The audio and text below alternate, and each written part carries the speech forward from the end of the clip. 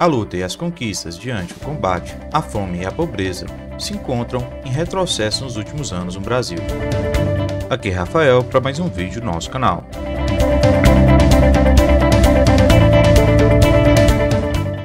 No Proseando de hoje, teremos como reflexão o momento de retrocesso que o Brasil vivencia, no qual as lutas do sociólogo Betinho contra a fome e a pobreza, que proporcionou políticas públicas que tirou o país do mapa da fome em 2014, encontra-se hoje derrotadas por gestões desastrosas na garantia básica de direitos. Os retrocessos nos governos Temer e Bolsonaro, diante a estratégia para erradicar a fome e a pobreza no país, encontra no início dessa década cada vez mais brasileiros em condições de miséria. Para essa leitura, trazemos a economista Tereza Campelo. É óbvio que o Brasil está voltando ao mapa da fome. Pode não ter chegado aos 5% ainda, eu acho que esse ano a gente vai ter dados mostrando que a gente já está muito próximo a isso, né? Hoje já ultrapassamos. Agora, a pobreza voltou aos patamares de 2006. Você passa 15 anos tentando combater a pobreza e rapidamente, em 3 anos depois do golpe, a pobreza está aí de volta, nos patamares de 2006. Então, realmente é dramática a situação. O governo questiona todos os dados e evidências científicas. Então, entra naquela linha, tudo que é sólido desmancha no ar, né? Então não tem desmatamento, não tem fome, naturaliza e usa redes sociais, usa informação de WhatsApp para se contrapor a evidências científicas. O Brasil passou 500 anos com a população em situação de fome, era uma marca do país. Isso não acontecia porque o Brasil não tinha comida, porque o Brasil é um deserto. Isso acontecia apesar do Brasil ser um grande produtor de alimentos. O Brasil é um dos maiores produtores de alimentos do mundo desde a década de 70. Então, o governo Lula colocou a fome como uma das suas principais agendas, a principal agenda, e com isso colocou o governo e o país, né, mobilizado para combater a fome, e isso foi um dos principais elementos que nos permitiu sair do mapa da fome, segundo a própria ONU, gerou renda. Então, o povo não tinha acesso a alimentos. O Brasil tinha alimento, mas o povo não tinha renda para acessar esse alimento. Como que você gera renda? Como você cria essa possibilidade da população finalmente acessar essa quantidade de alimentos que era produzido aqui? Criação de 21 milhões de empregos, melhoria do salário mínimo, construção de uma política de salário mínimo, Bolsa Família, né, inclusão produtiva, fortalecimento da agricultura familiar, merenda escolar, todas essas questões que foram apontadas pelas Nações Unidas como os fatores que determinaram o Brasil sair do mapa da fome foram por terra. A fome não só não é prioridade desse governo, como o governo diz que não tem fome.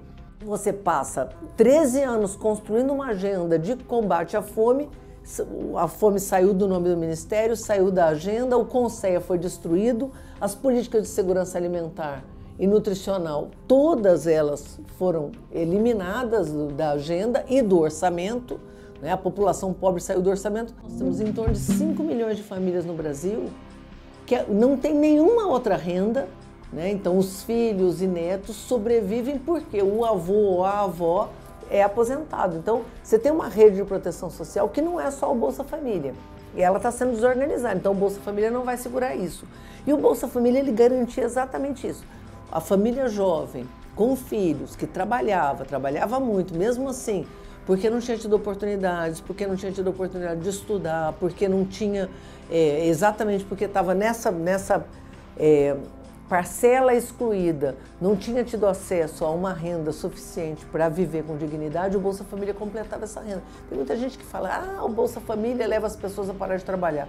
Em média, o Bolsa Família é R$180 por família, quer dizer, ninguém deixa de trabalhar e ganhar um salário mínimo, ganhar 2 salários mínimos para ganhar esse valor. Eu acho que o Bolsa Família é uma prova importante para a gente se contrapor esse debate de austeridade fiscal. Dá a impressão que quem defende essa política de austeridade fiscal está preocupado em gastar bem. Não está preocupado em gastar bem, porque cortar a política social, do ponto de vista do médio e do longo prazo, é ineficiente.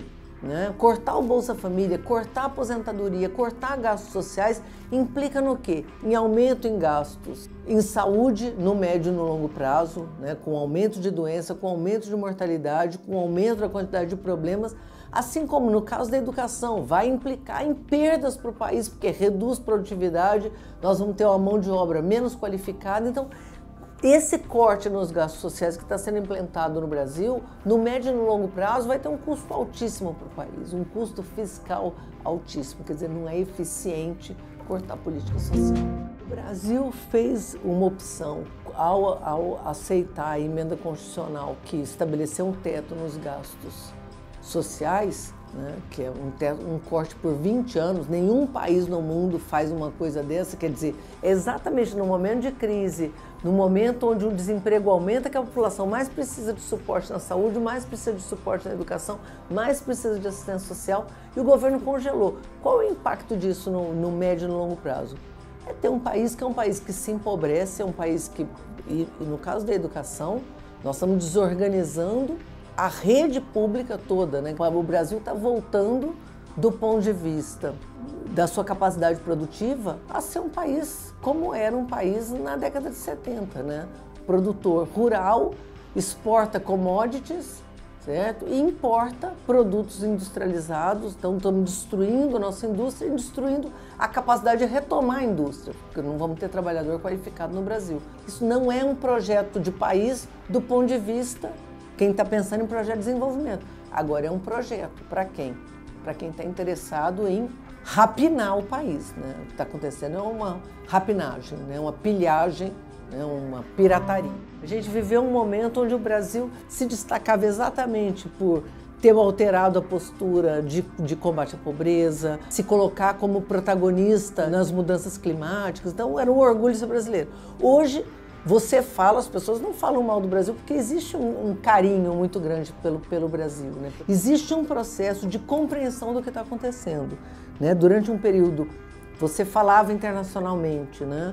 Olha, o que está em jogo no Brasil, o que estava em jogo com o golpe que derrubou a presidenta Dilma? Estava em jogo reimplantar um projeto neoliberal no Brasil e estava em jogo acabar com o protagonismo que o Brasil pretendia como sendo um novo player internacional, como sendo, se colocando, né, questionando essa postura tradicional de ser só um quintal dos Estados Unidos. E durante um tempo as pessoas falavam, não, mas será que é isso? Não parece teoria da conspiração, de que o golpe aconteceu para reimplantar o neoliberalismo e para tirar o Brasil desse protagonismo internacional, né? E hoje as pessoas conseguem entender que foi isso realmente que aconteceu. Nenhum dos movimentos feitos por esse governo poderá ter impacto em indicadores econômicos. Né? Para quem achava que a mudança na CLT ia ajudar a retomada da economia, não aconteceu. Para quem acha que acabar com a aposentadoria no Brasil vai ser o elemento, que é o que eles estão fazendo, destruição da rede de proteção social. Do ponto de vista econômico, eles não, todos os sinais são sinais que pioram a nossa economia, inclusive do ponto de vista do agronegócio. Quer dizer, mesmo do ponto de vista do agronegócio, nós estamos destruindo as nossas pontes internacionais. Por quê? Porque a nossa produção vai ser marcada como uma produção que cresce à base do desmatamento e à base da destruição da biodiversidade. O desemprego vai continuar aumentando, a perda da renda da população com um aviltamento de salários só vai levar a gente a perder capacidade de mercado interno. Se a população não vai ter como comprar, se a população aumenta o desemprego, reduz a renda, da onde vai, o que vai mover a economia? Internacionalmente não vai mover, e internamente também não. Então, eu acho que os sinais são sinais muito graves, muito graves. E esse é um governo que, uma lua de mel marcada pelo ódio.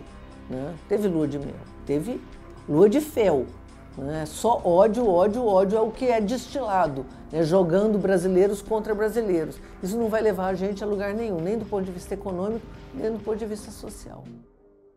Combate à fome e à pobreza é uma luta direta a conquistas de direitos e à cidadania. E nessa proposta, trazemos a leitura de Herbert Souza. Todos podem e devem comer, trabalhar e obter uma renda digna, ter escola, saúde, saneamento básico, educação, acesso à cultura. Ninguém deve viver na miséria. Todos têm direito à vida digna, à cidadania. Tenho fome de humanidade. Então, pessoal, é isso. Se puder e quiser, deixe seu like, comentários e compartilhe nossos vídeos. E quem não for inscrito no canal e nem membro do nosso canal, dê essa força. Valeu e até a próxima!